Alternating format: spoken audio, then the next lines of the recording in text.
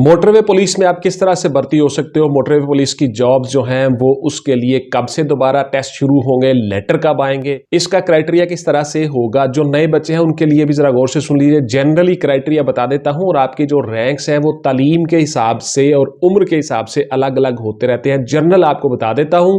अस्सलाम वालेकुम व्यूअर्स, मैं रजा बुखारी हूं, आप देख रहे हैं बुखारी स्पीक्स यूट्यूब चैनल। तो इस चैनल पे आपके लिए मुख्तलिफ सर्विस ओरिएंटेड वीडियोस बनाता हूं और आपको बताता हूं कि आपने अपनी डिजायर जॉब किस तरह से हासिल करनी है। मोटरवे पुलिस में सबसे पहले आपका जो कद है वो 5 फीट 8 इंच होना चाहिए किसी भी रैंक के लिए जो यूनिफॉर्म रैंक है। उसके बाद जो गर्ल्स का कद है वो 5 फीट 4 इंच होना चाहिए। आपकी जो उम्र है 18 से 25 साल है। 3 साल जनरल एज रिलैक्सेशन आपको हासिल है 28 साल, और 2 साल इसमें मजीद आप लगा लो, यानी 18 से 30 साल के दरमियान में आप भर्ती हो जाते हो, जिसमें गर्ल्स हैं, जिसमें माइनॉरिटीज हैं, जिसमें मुख्तलिफ पाकिस्तान के रूरल डिफाइंड एरियाज हैं। फेडरल इदारा है, वफाकी इदारा है, पूरे पाकिस्तान में आप कहीं भी किसी जगह से अप्लाई कर सकते हो। आपको रेंज वाइज और डिस्ट्रिक्ट वाइज और सूबा वाइज आपको भर्ती किया जाता है।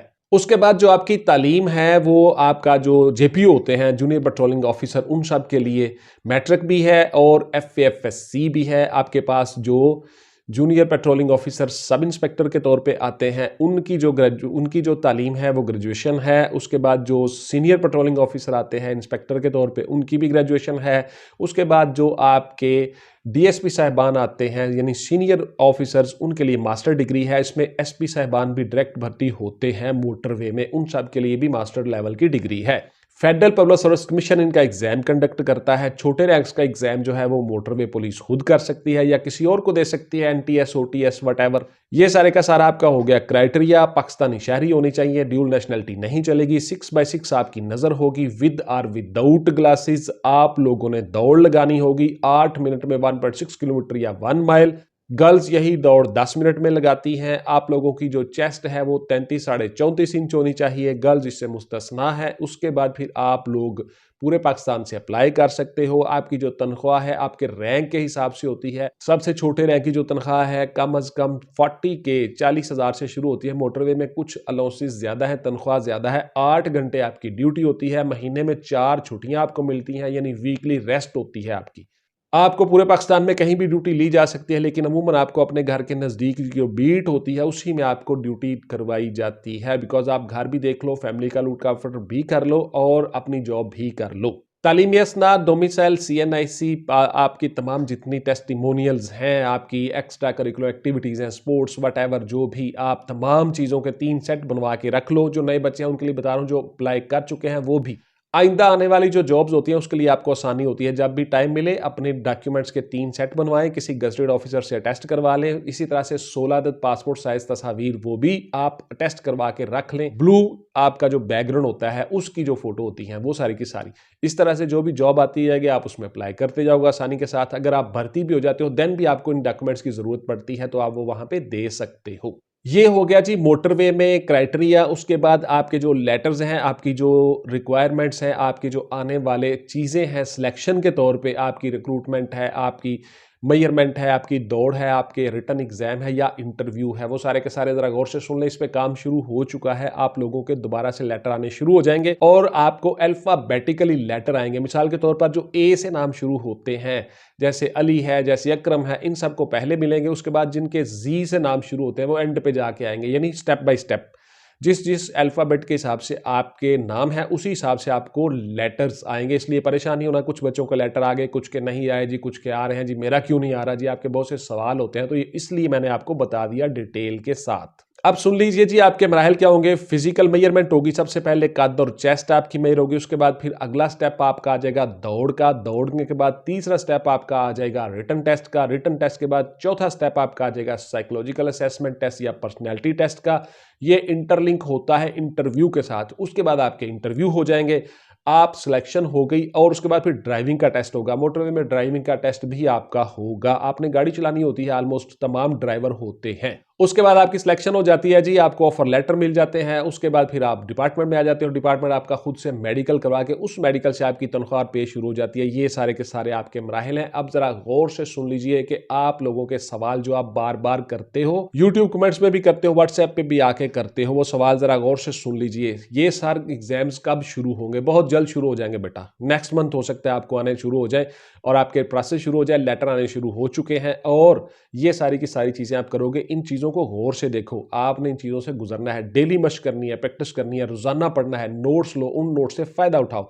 जो चीजें मैंने अपने नोट्सों में बताई हुई हैं, जो बच्चे नोट्स ले चुके हैं, उसी के मुताबिक चलना है बेटा, दिन रात काम करना है। गाइडलाइन जो मैंने आपको दी हुई है उसी के मुताबिक चलना है, उससे बाहर नहीं जाना। इंशाल्लाह कामयाब हो जाओगे किसी भी जॉब के लिए। बहुत से बच्चे बार बार हर रोज मुझे फोन करते हैं, मैसेज करते हैं कि जनाब मैं फलां भर्ती हो गया हूं, फलां भर्ती हो गया हूं, मुझे बड़ी खुशी होती है। तो आप लोग मेहनत करो, इंशाल्लाह सारे के सारे भर्ती हो जाओगे, कोई इशू ही नहीं है। मैंने सर बैरून मुल्क से तालीम हासिल की हुई है, तो क्या मैं भर्ती हो सकता हूं? बिल्कुल आप हो सकते हो। आपको सिर्फ एक काम करना होगा, आपको अपनी डिग्री HEC से अप्रूव्ड करवानी होगी। हायर एजुकेशन कमीशन को अपनी डिग्री अप्रूव करवा लें, आप भर्ती हो सकते हो। मेरी सर पॉलिटिकल साइंस है, उसके साथ मैंने जियोग्राफी। क्या मैं भर्ती हो सकता हूँ? बिल्कुल आप हो सकते हो जी। सब्जेक्ट्स का कोई इशू नहीं है, मैटर नहीं है, जोन से मर्जी आपके सब्जेक्ट्स हो। बहुत से बच्चे सवाल करते हैं, मैं एग्रीकल्चर में कर रहा हूँ जी, मैं फिल्म इंडस्ट्री में मास्टर कर रहा हूँ, मैं फलां में कर रहा हूँ। आप लोग जिस भी सब्जेक्ट में हो, जिस भी फील्ड में हो, आप अप्लाई कर सकते हो। इसमें सब्जेक्ट का कोई चक्कर नहीं है। मेरी ग्रेजुएशन में 3rd डिवीजन है, तो मुझे क्या करना चाहिए? क्या मैं भर्ती हो सकता हूं? देखिए, अगर एड के मुताबिक आपको बताया गया है कि 50% मार्क्स हो, तो 50% मार्क्स आपके होने चाहिए, चाहे डिवीजन आपकी 3rd हो, 2nd हो, जो भी वटएवर, आपके 50% मार्क्स जरूर होने चाहिए।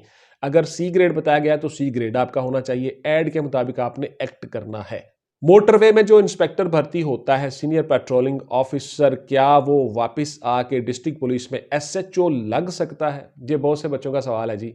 बिल्कुल नहीं लग सकता जी। मोटरवे अलग से है, पुलिस जो डायरेक्ट मोटरवे में भर्ती होंगे वो वापस डिस्ट्रिक्ट में आके SHO नहीं लग सकते। हाँ अलबत्ता जो डिस्ट्रिक्ट से मोटरवे में जाते हैं ऑन डेप्यूटेशन, मखसूस अरसे के लिए, उनकी पीछे सीनियरिटी डिस्ट्रिक्ट में ही होती है, वो वापस डिस्ट्रिक्ट में आके SHO लग सकते हैं। जो वहां के भर्ती होते हैं JPO या SPO या PO, वो भर्ती वापस आके डिस्ट्रिक्ट में एज SHO नहीं लग सकते। वो अलग से डिपार्टमेंट है, ये अलग से डिपार्टमेंट है। क्या मुझे पुलिस की तरह ही प्रोटोकॉल मिलेगा अगर मैं मोटरवे में सब इंस्पेक्टर बन जाता हूं, इंस्पेक्टर बन जाता हूं? मेरे पावर इख्तियारात वही होंगे? मेरी पावर कितनी होगी? ये आपके बहुत से सवाल होते हैं जी। आपकी पावर इतनी होगी कि मोटरवे के ऊपर आपको जितने मोटरवे एक्ट और रूल्स के तहत और हाईवे रूल्स के तहत और ट्रैफिक रूल्स के तहत जितने इख्तियारात आपको हासिल हैं मोटरवे पुलिस को, वो सारे के सारे आपको हासिल हैं। आप अपनी मोटरवे की ज्यूरिसडिक्शन के अंदर वो सारे रूल्स, इख्तियारात, पावर्स इस्तेमाल करोगे। ये जो आप सोचते हो ना जहन में कि मैं किसी को भी पकड़ लूंगा, मैं ये कर लूंगा, मैं पर्चा दे दूंगा, मैं हवालात में बंद कर दूं, फलां कर दूं, मेरे पास गाड़ी हो, प्रोटोकॉल हो, ये सारी चीजें बेटा आप लोग देखते हो, लेकिन हर बंदा रूल्स के अंदर ही काम कर रहा होता है। कोई बंदा भी रूल्स को ओवर रूल नहीं कर सकता, वायलेशन नहीं कर सकता, कानून के अंदर ही रह के उसने काम करना होता है। हाँ, जितने क्रिमिनल्स हैं या इलीगल एक्टिविटीज में मुब्तला लोग होते हैं उनके खिलाफ तो कार्रवाई करनी है पुलिस ने, उनको पुलिस ने पकड़ना ही पकड़ना है। ये चीजें होती हैं। और बाकी जो जितने इख्तियारात होते हैं उस सीट के होते हैं, उस ज्यूरिसडिक्शन के होते हैं। मसलन अगर आप SHO लगे हो तो SHO को कानून के सारे इख्तियारात देता है, कानून के सारी पावर्स देता है, जिसके तहत वो क्रिमिनल्स के खिलाफ कार्रवाई करता है। मोटरवे पुलिस में अगर आप मोटरवे पे ड्यूटी कर रहे हो तो वहां पे जो ट्रैफिक रूल्स की वायलेशन होगी, मोटरवे रूल्स की वायलेशन होगी, ओवर स्पीडिंग होगी, गाड़ियों में जो बैठे लोग हैं वो गाड़ियों के अंदर जो वायलेशन करेंगे वो आप सारे के सारे इख्तियारात इस्तेमाल कर सकते हो। वो सारी चीजें आपको हासिल हैं। मेरा कद 5 फीट 7.5 इंच है, तो क्या मैं चल जाऊंगा? बिल्कुल नहीं जी। मोटरवे में 5 फीट 8 इंच कद है हर जॉब के लिए। तालीम अलग अलग हो सकती है, उम्र अलग अलग हो सकती है, कद आपका इतना ही है 5 फीट 8 इंच और गर्ल्स का 5 फीट 4 इंच और चेस्ट आपकी 33 साढ़े 34 इंच होनी चाहिए और गर्ल्स इससे मुस्तस्ना है। That's it. आपकी जो उम्र है वो आपकी सीट के हिसाब से होती है। सब इंस्पेक्टर के तौर पे अलग से है, इंस्पेक्टर के तौर पे अलग से है, कांस्टेबल के तौर पे अलग से है। तो लिहाजा आप इसमें भर्ती नहीं हो सकते जिनका कद छोटा है।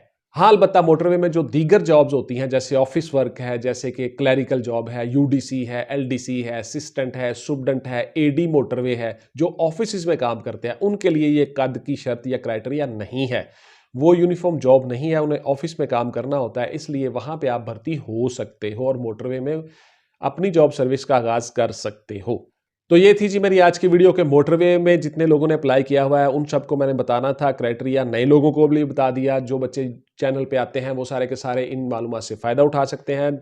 आप लोग दिन रात तैयारी कीजिए, आपकी भर्ती शुरू हो गई है जी, दोबारा से ये काम इस पे शुरू हो चुका है। थैंक यू वेरी मच, इंशाल्लाह मिलेंगे अगली वीडियो में। टिल देन टेक केयर, अल्लाह हाफिज़ एंड गुड बाय। पाकिस्तान जिंदाबाद।